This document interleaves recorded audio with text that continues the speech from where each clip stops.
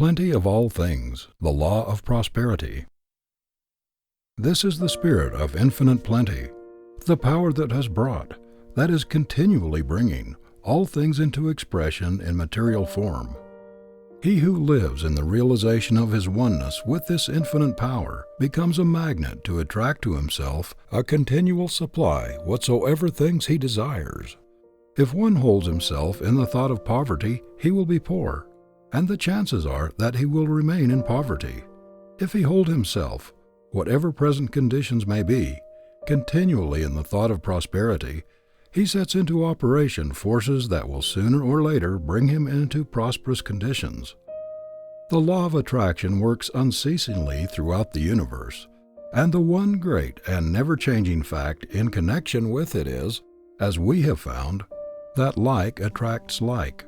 If we are one with this infinite power, this source of all things, then in the degree that we live in the realization of this oneness, in that degree do we actualize in ourselves a power that will bring to us an abundance of all things that is desirable for us to have. In this way we come into possession of a power whereby we can actualize at all times those conditions that we desire. As all truth exists now and awaits simply our perception of it, so all things necessary for present needs exist now and await simply the power in us to appropriate them. God holds all things in His hands.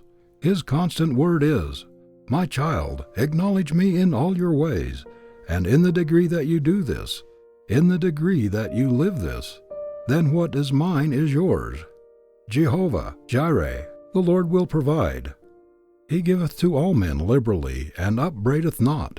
He giveth liberally to all men who put themselves in the right attitude to receive from Him. He forces no good things upon anyone." The old and somewhat prevalent idea of godliness and poverty has absolutely no basis for its existence, and the sooner we get away from it, the better. It had its birth in the same way that the idea of asceticism came into existence, when the idea prevailed that there was necessarily a warfare between the flesh and the spirit. It had its origin, therefore, in the minds of those who had a distorted, a one-sided view of life. True godliness is in a sense the same as true wisdom. The one who is truly wise and who uses the forces and powers with which he is endowed, to him the great universe always opens her treasure house. The supply is always equal to the demand. Equal to the demand when the demand is rightly, wisely made. When one comes into realization of these higher laws, then the fear of want ceases to tyrannize over him. Are you out of a situation? Let the fear that you will not get another take hold of and dominate you, and the chances are that it may be a long time before you will get another, or the one that you do get may be a very poor one indeed. Whatever the circumstances, you must realize that you have within you forces and powers that you can set into operation that will triumph over any and all apparent or temporary losses. Set these forces into operation, and you will then be placing a magnet that will draw to you a situation that may be far better than the one you have lost, and the time may soon come when you will be even thankful that you lost the old one. Recognize, working in and through you, the same infinite power that creates and governs all things in the universe, the same infinite power that governs the endless systems of worlds in space. Send out your thought. Thought is a force, and it has occult power of unknown proportions when rightly used and wisely directed. Send out your thought that the right situation or the right work will come to you at the right time, in the right way, and that you will recognize it when it comes. Hold to this thought. Never allow it to weaken. Hold to it, and continually water it with firm expectation. You in this way put your advertisement into a spiritual newspaper, a paper that has not a limited circulation, but one that will make its way not only to the utmost bounds of the earth, but of the very universe itself. It is an advertisement, moreover, which, if rightly placed on your part, will be far more effective than any advertisement you could possibly put into any printed sheet, no matter what claims are made in regard to its being the great advertising medium. In the degree that you come into this realization and live in harmony with the higher laws and forces, in that degree you will be able to do this effectively. If you wish to look through the want columns of the newspapers, then do it not in the ordinary way. Put the higher forces into operation, and thus place it on a higher basis. As you take up the paper, take this attitude of mind. If there is here an advertisement that it will be well for me to reply to, the moment I come to it I will recognize it. Affirm this, believe it, expect it. If you do this in full faith, you will somehow feel the intuition the moment you come to the right one, and this intuition will be nothing more nor less than your own soul speaking to you. When it speaks, then act at once. If you get the situation and it does not prove to be exactly what you want, if you feel that you are capable of filling a better one, then the moment you enter upon it, take the attitude of mind that this situation is the stepping stone that will lead you to one that will be still better. Hold this thought steadily, affirm it, believe it, expect it, and all the time be faithful, absolutely faithful to the situation in which you are at present placed. If you are not faithful to it, then the chances are that it will not be the stepping stone to something better, but to something poorer. If you are faithful to it, the time may soon come when you will be glad and thankful, when you will rejoice that you lost your old position. This is the law of prosperity. When apparent adversity comes, be not cast down by it, but make the best of it, and always look forward for better things, for conditions more prosperous. To hold yourself in this attitude of mind is to set into operation subtle, silent, and irresistible forces that sooner or later will actualize in material form that which is today merely an idea. But ideas have occult power, and ideas, when rightly planted and rightly tended, are the seeds that actualize material conditions.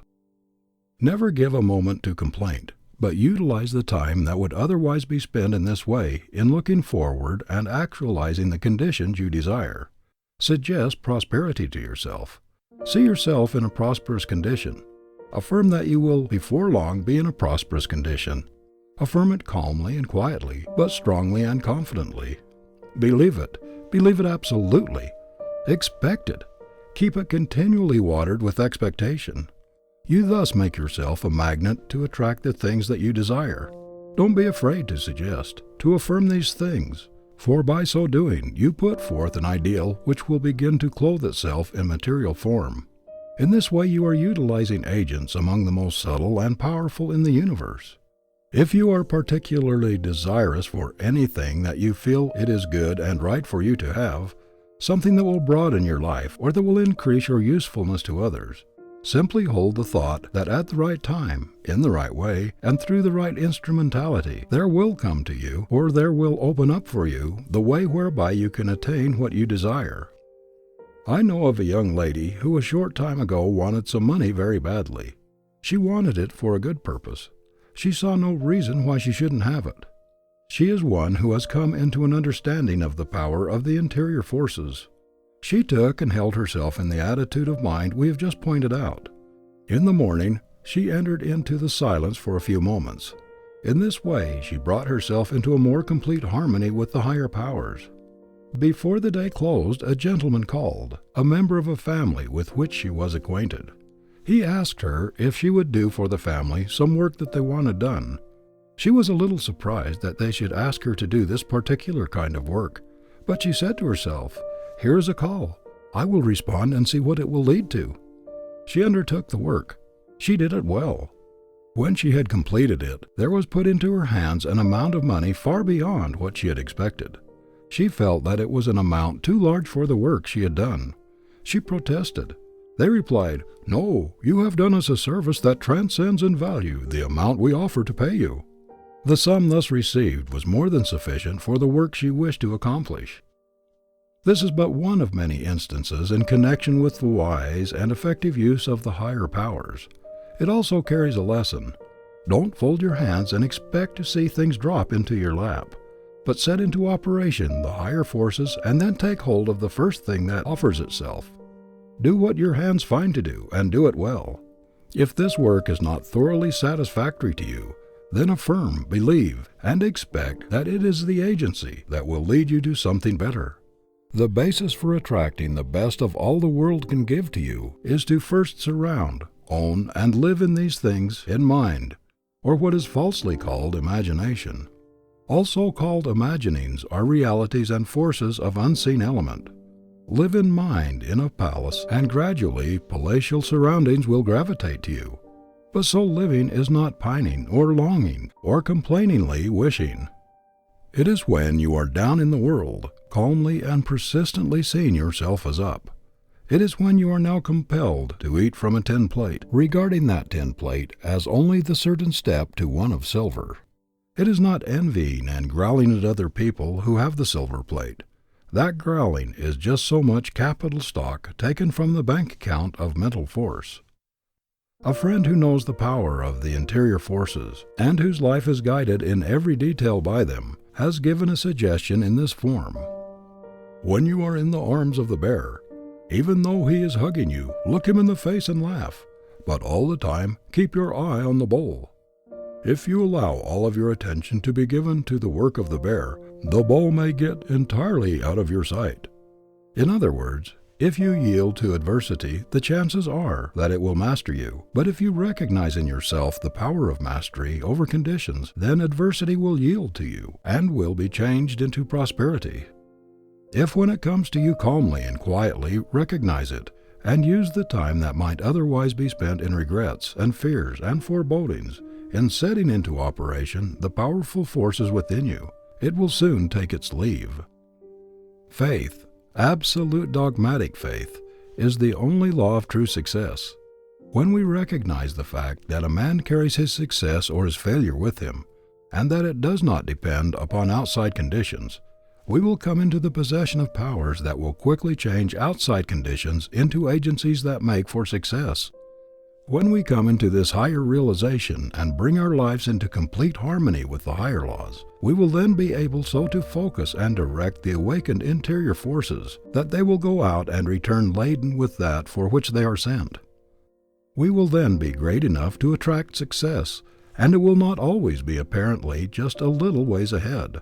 We can then establish in ourselves a center so strong that instead of running hither and thither for this or that, we can stay at home and draw to us the conditions we desire. If we firmly establish and hold to this center, things will seem continually to come our way. The majority of people in the modern world are looking for things that are practical and that can be utilized in everyday life. The more carefully we examine into the laws underlying the great truths we are considering, the more we will find that they are not only eminently practical, but in a sense, and in the deepest and truest sense, they are the only practical things there are. There are people who continually pride themselves upon being exceedingly practical, but many times those who of themselves think nothing about this are the most practical people the world knows. And, on the other hand, those who take great pride in speaking of their own practicality are many times the least practical. Or again, in some ways they may be practical, but so far as life in its totality is concerned, they are absurdly impractical. What profit, for example, can there be for the man who, materially speaking, though he has gained the whole world, has never yet become acquainted with his own soul? There are multitudes of men all about us who are entirely missing the real life, men who have not learned even the ABC of true living. Slaves they are, abject slaves to their temporary material accumulations. Men who, thinking they possess their wealth, are on the contrary completely possessed by it. Men whose lives are comparatively barren in service to those about them and to the world at large. Men who, when they can no longer hold the body, the agency by means of which they are related to the material world, will go out poor indeed, pitiable poor, unable to take even the smallest particle of their accumulations with them. They will enter upon the other form of life naked and destitute.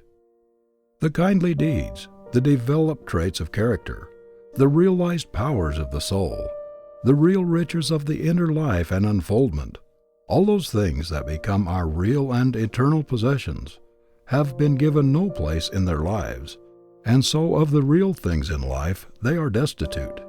Nay, many times worse than destitute.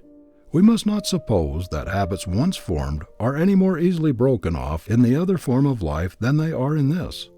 If one voluntarily grows a certain mania here, we must not suppose that the mere dropping of the body makes all conditions perfect, All is law. All is cause and effect. As we sow, so shall we also reap, not only in this life but in all lives. He who is enslaved with the sole desire for material possessions here will continue to be enslaved even after he can no longer retain his body. Then, moreover, he will have not even the means of gratifying his desires. Dominated by this habit, he will be unable to set his affections, for a time at least, upon other things, and the desire, without the means of gratifying it, will be doubly torturing to him. Perchance this torture may be increased by his seeing the accumulations he thought were his now being scattered and wasted by spendthrifts. He wills his property, as we say, to others, but he can have no word as to its use. How foolish, then, for us to think that any material possessions are ours. How absurd, for example, for one to fence off a number of acres of God's earth and say they are his. Nothing is ours that we cannot retain. The things that come into our hands come not for the purpose of being possessed, as we say, much less for the purpose of being hoarded. They come into our hands to be used, to be wisely used. We are stewards merely, and as stewards we shall be held accountable for the way we use whatever is entrusted to us. That great law of compensation that runs through all life is wonderfully exact in its workings, although we may not always fully comprehend it, or even recognize it when it operates in connection with ourselves. The one who has come into the realization of the higher life no longer has a desire for the accumulation of enormous wealth, any more than he has a desire for any other excess. In the degree that he comes into the recognition of the fact that he is wealthy within, external wealth becomes less important in his estimation. When he comes into the realization of the fact that there is a source within from which he can put forth power to call to him and actualize in his hands at any time a sufficient supply for all his needs, he no longer burdens himself with vast material accumulations that require his constant care and attention, and thus take his time and his thought from the real things of life. In other words, he first finds the kingdom, and he realizes that when he has found this, all other things follow in measure. It is as hard for a rich man to enter into the kingdom of heaven, said the Master, he who having nothing had everything, as it is for a camel to pass through the eye of a needle. In other words, if a man give all his time to the accumulation, the hoarding of outward material possession far beyond what he can possibly ever use, what time has he for the finding of that wonderful kingdom, which when found brings all else with it? Which is better, to have millions of dollars, and to have the burden of taking care of it all, for the one always involves the other, or to come into the knowledge of such laws and forces that every need will be supplied in good time, to know that no good thing shall be withheld, to know that we have in our power to make the supply always equal to the demand? The one who enters into the realm of this higher knowledge never cares to bring upon himself the species of insanity that has such a firm hold upon so many in the world today. He avoids it as he would avoid any loathsome disease of the body. When we come into the realization of the higher powers, we will then be able to give more attention to the real life, instead of giving so much to the piling up of vast possessions that hamper rather than help it. It is the medium ground that brings the true solution here, the same as it is in all phases of life. Wealth beyond a certain amount cannot be used, and when it cannot be used, it then becomes a hindrance rather than an aid, a curse rather than a blessing. All about us are persons with lives now stunted and dwarfed who could make them rich and beautiful, filled with a perennial joy, if they would begin wisely to use that which they have spent the greater portion of their lives in accumulating. The man who accumulates during his entire life and who leaves even all when he goes out for benevolent purposes comes far short of the ideal life. It is but a poor excuse of a life. It is not especially commendable in me to give a pair of old worn-out shoes that I shall never use again to another who is in need of shoes. But it is commendable, if indeed doing anything we ought to do can be spoken of as being commendable. It is commendable for me to give a good pair of strong shoes to the man who in the midst of a severe winter is practically shoeless, the man who is exerting every effort to earn an honest living and thereby take care of his family's needs. And if in giving the shoes I also give myself, he then has a double gift and I a double blessing. There is no wiser use that those who have great accumulations can make of them than wisely put them into life, into character, day by day while they live. In this way their lives will be continually enriched and increased. The time will come when it will be regarded as a disgrace for a man to die and leave vast accumulations behind him. Many a person is living in a palace today who in the real life is poorer than many a one who has not even a roof to cover him. A man may own and live in a palace, but the palace for him may be a poorhouse still. Moth and rust are nature's wise provisions, God's methods, for disintegrating and scattering, in this way getting ready for use in new forms, that which is hoarded and consequently serving no use. There is also a great law continually operating whose effects are to dwarf and deaden the powers of true enjoyment, as well as all the higher faculties of the one who hoards. Multitudes of people are continually keeping away from them higher and better things because they are forever clinging on to the old. If they would use and pass on the old, room would be made for new things to come. Hoarding always brings loss in one form or another. Wisely using, brings an ever-renewing gain. If the tree should as ignorantly and as greedily hold on to this year's leaves when they have served their purpose, where would be the full and beautiful new life that will be put forth in the spring? Gradual decay and finally death would be the result. If the tree is already dead, then it may perhaps be well enough for it to cling on to the old, for no new leaves will come. But as long as the life in the tree is active, it is necessary that it rid itself of the old ones, that room may be made for the new. Opulence is the law of the universe, an abundant supply for every need if nothing is put in the way of its coming. The natural and the normal life for us is this: to have such a fullness of life and power by living so continually in the realization of our oneness with the infinite life and power that we find ourselves in the constant possession of an abundant supply of all things needed. Then not by hoarding but by wisely using and ridding ourselves of things as they come, an ever-renewing supply will be ours, a supply far better adapted to present needs than the old could possibly be. In this way we not only come into possession of the richest treasures of the infinite good ourselves, but we also become open channels through which they can flow to others.